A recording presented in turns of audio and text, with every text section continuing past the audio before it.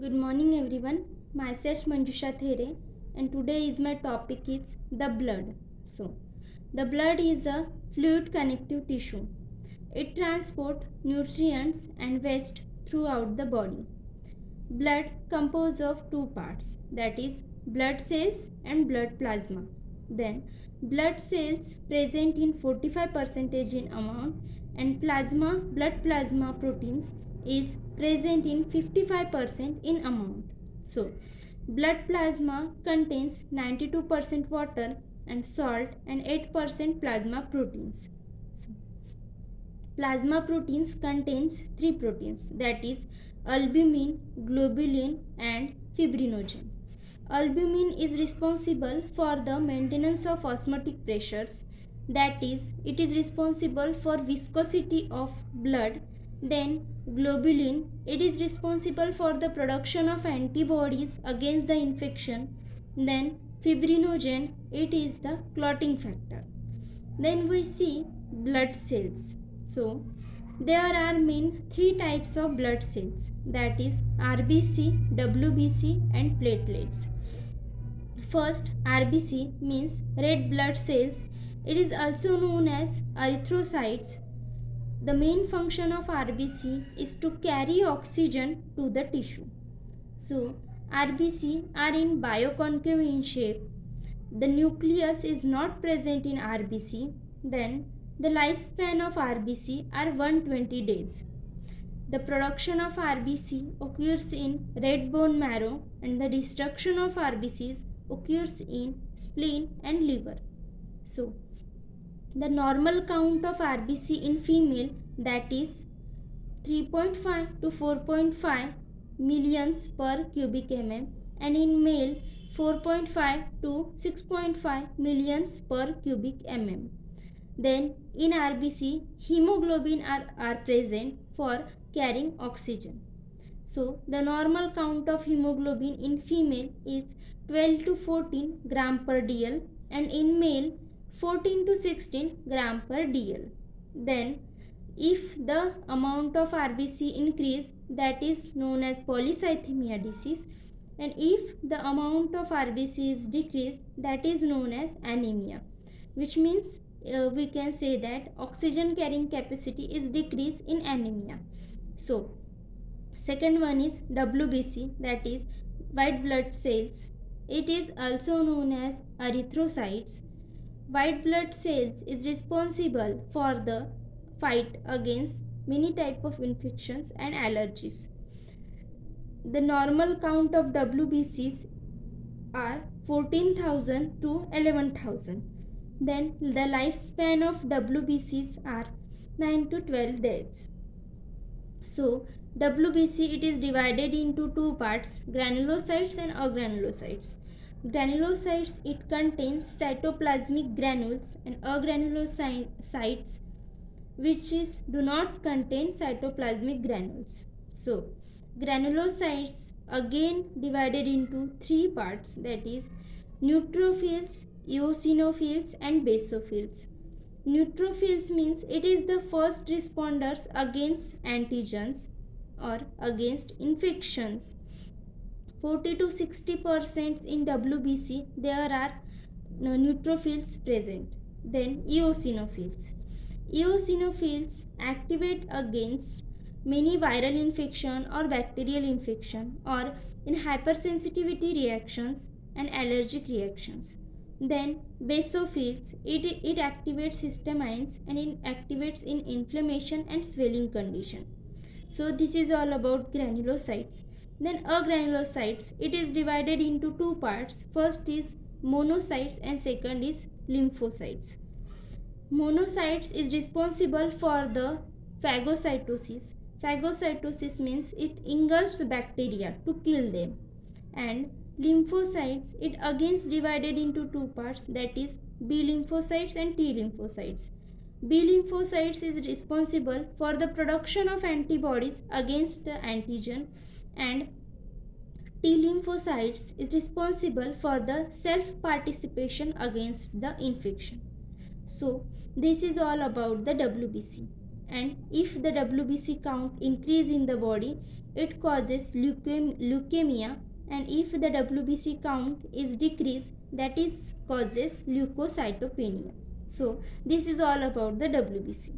Then we see platelets. It is also known as thrombocytes.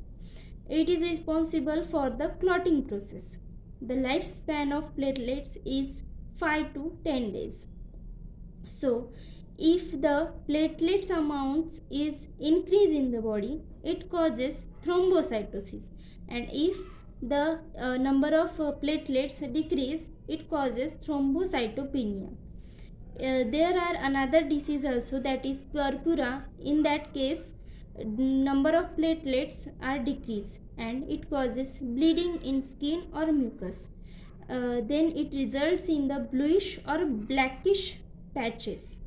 So that is purpura. So this is all about the blood cells. Then we see hematopoiesis.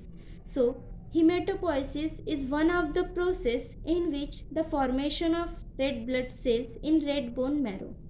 In that case, erythropoietin hormone is responsible for the red blood cells, and also there are yellow bone marrow, which is responsible for the storage of triglycerides and lipids, which is also helps in the production of RBC. In hematopoiesis, first cell is responsible for all the formation, that is multipotential hematopoietic stem cell. It is divided into two parts. First is common progenitor, myeloid progenitor, and second is common lymphoid progenitor. So in this there are many processes, that is thrombopoiesis, erythropoiesis, granulopoiesis, leukopoiesis are the processes occurs in hematopoiesis, and then mature cell are formed. So this is all about the hematopoiesis. Then there are also blood grouping system.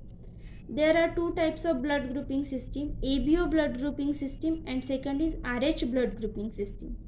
ABO blood grouping system was discovered by the Karl Landsteiner. So he also known as father of ABO blood grouping system.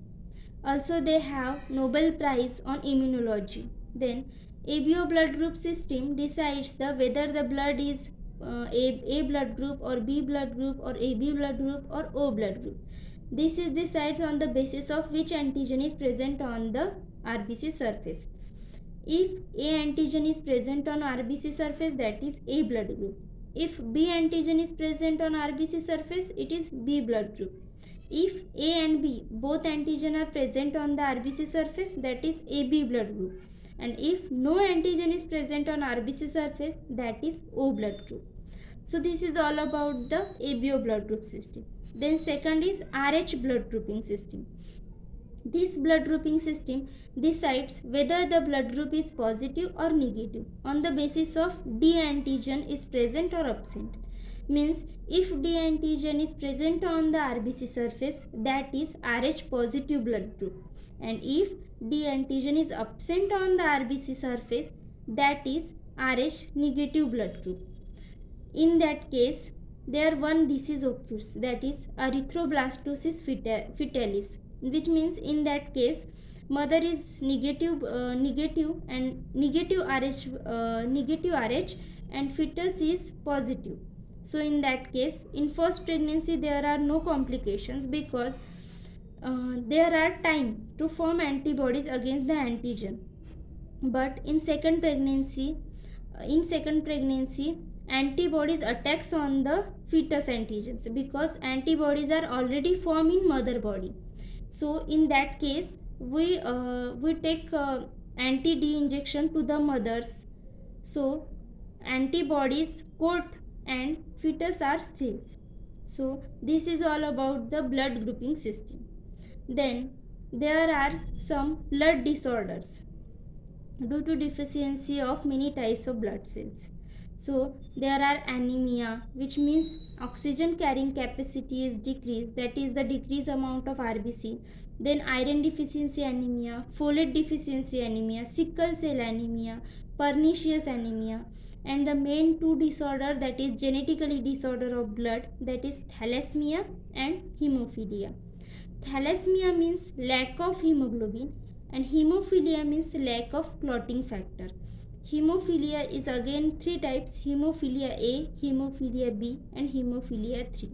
So, this is all about the blood, in which we discuss the blood, then blood plasma proteins, then hematopoiesis, then ABO blood grouping system, and last one is blood disorder.